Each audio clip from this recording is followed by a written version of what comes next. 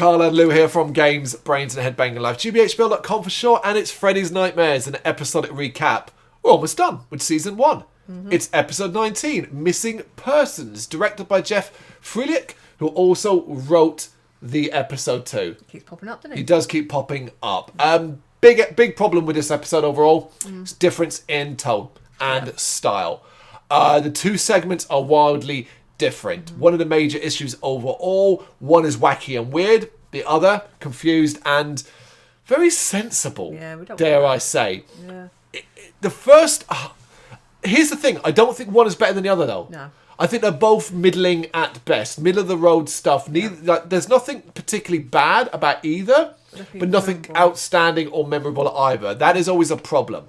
When it comes to adding notes, writing notes and getting little bits, because the idea is obviously to keep these episodes around about 10-minute mark. It's a recap, not a freaking lengthy review.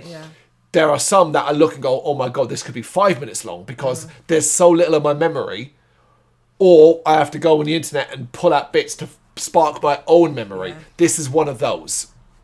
We'll start with the first segment then. Gina, played by Eva LaRue, is a babysitter taking charge of two kids in what was a childhood home. You would think that would be an important aspect to this, but it doesn't really. It's more about repressed memories than anything else in the past. But you could have had them anywhere. I don't really get that why that was like that implies that was going to be an important thing. So this place and the fact that the kids are bratty, although that mostly takes place in the dream sequences more than anything else as well. My overarching memory is the dad being an absolute sleaze. Yeah. Oh, it's pretty grim to watch.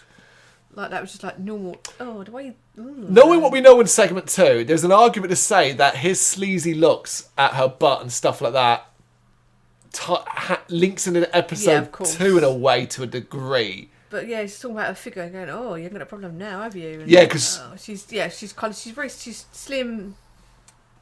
What you describe as a normal athletic figure, because she got repressed memories. Yeah, she dealing with past weight problems. Yes, yeah. We start to see occasional flashes of when she was a younger girl, and just a bit bigger, basically. You know, I wouldn't necessarily call her fat, but she obviously at school she's being teased and stuff like that. Her dream sequence seems to start when she basically falls asleep on the couch. At least that's how I read it anyway. And they are just weird. There's no real sense to them. And there's no sense of time and disparity. And that's cool because that's how dreams are. They are obviously nonsensical to a certain degree. But they sort of first surround the kids being literal monsters when she finds them chained up like zombies. And just being generally horrible people when they wreck the kitchen. And all of that. But these then transform into her basically being unable to cope with the pressure and I guess these repressed memories and then eating because of this. She has to stay there longer. Yes. So it starts off that she's only there for a few hours while the parents go out. And they decide to stay the night somewhere. Yeah, because one of them's had a few drinks. Can you stay the night? And she's like, she doesn't want to, it off, doesn't it? Yeah, and it was fun, like the actor Eva LaRue does eat, it is a messy one in regards to eating. She is stuffing shit in her mouth and her appetite continues to grow, ending up with her transforming into a sort of monstrous pig-like creature. She gets a lot larger and she basically ends up with this mask / makeup that's a bit like a boar style thing, and it is a good mask because it moves with her lips. It looks like it's an actual face. It's a well done mask. It's quite a horrific pig as well, not comical. It's quite horrific. No, that's why I'd use the term. I wouldn't say, I'd even avoid saying a pig. I'd say like a boar because it's got the tusks and it's a little more like they're a bit uglier in regards to things like that. But yeah, it's a monster pig-like thing rather than that. Yeah. The issue is this doesn't go anywhere interesting, and in a rare because you can argument to say that the end of every segment is a twist, right? There's an argument to say that, except that's not really the case a lot of the time. It's more an explanation. I'd argue that this one can be called a twist because effectively it just flashes back to her being. We go back to her being a kid, still a tubby kid. And the entire thing was a dream. Yeah. That was her. And that's her parents. Not her parents are the ones that she thought. Were the parents of the kids she was looking after. Yeah. Okay. Yeah. I mean, it's quite an about turn. But guess what you do when you do that? You make the entire segment pointless. Yeah. None of it matters because none of it was real in the slightest, in any way. And it's like, well, how's that a Freddy's Nightmares then? Yeah.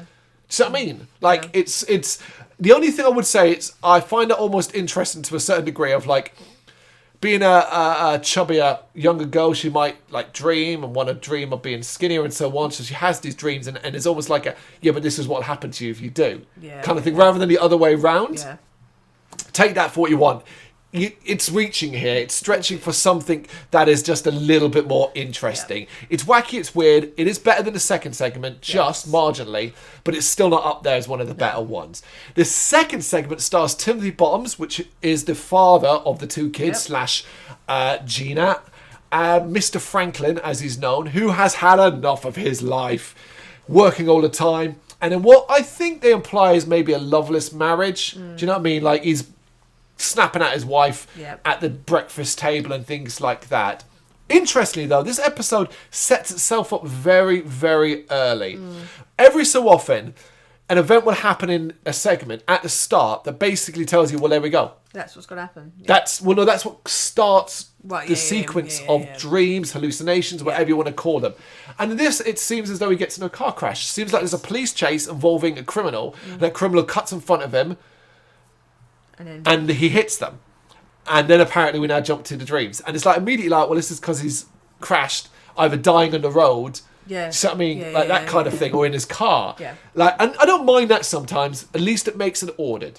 Yes, which is... Because there is a damn good argument to say this is ordered as fuck. Yeah. Because he wakes up and finds he is living a completely different life, and everyone seems to think he is someone else. Now, credit to the actor, he does this well. Yeah. He does his confusion well. He does his acceptance well. It's a little bit Nicolas Cage Face-Off when he's at that party, sort of dazed kind of thing at times. But it's not as much fun, basically. No. Unfortunately for Mr. Franklin, the person he is in the body of, or who he actually is, or whatever, is a criminal. A big criminal with some shady connections. One of those is Gina. Yeah. So Eva LaRue makes her return in this as a very different character. Yeah. Very different kind of thing. Now, there is some confusion in regards if you watch this, because... you probably find this if you're trying to watch these online in certain territories, that getting hold of these episodes is difficult as fuck. Yeah. So you might end up watching VHS rips. Yeah. So quality can be poor. Oh, yes. Quality can be poor. And that makes it sometimes hard, particularly when characters often look a lot alike, to really spot them. But I've had this confirmed mostly online that this is Gina. Yep. This episode then gets a tad more adult overall, as far as sex goes. I mean, don't get me wrong, there's no actual sex scenes here and all that, but there's a bit more risque imagery. She takes her clothes off, she has sort of dressed in a certain way, certain thing, they clearly get in a bedroom together. Something like there's all these things where you're like, okay, you have a little bit more of that. The problem is it's so predictable. It's very hard to get into this because we kind of know where this is going to go. And it does go exactly where you expect, making the whole thing feel like a waste of time because he's in the road, he's dying in the road, his wife comes along and all that, and it's like, oh, well, again, 2 episodes, 2 segments where none of it matters. No. Oh, yeah, they really missed the ball, dropped the ball on that one. It's an interesting way to do it, I think. None of it mattering. Yeah. You say none of it matters overall anyway as a show, but where's the investment? What's to be invested here? I think they should have kept it the same. Kept the first one where it was real. Mm-hmm.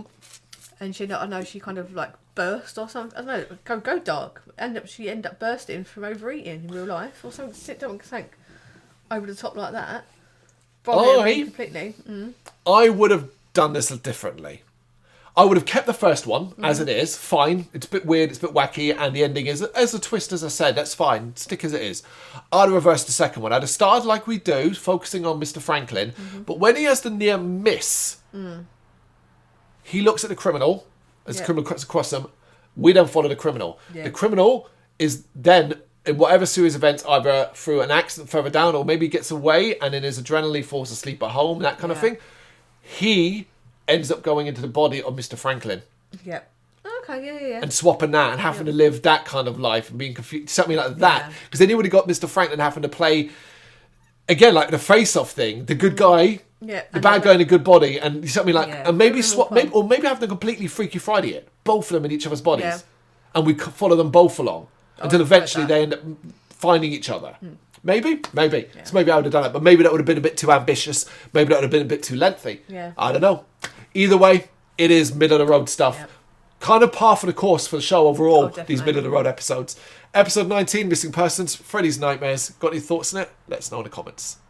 Thank you very much for watching.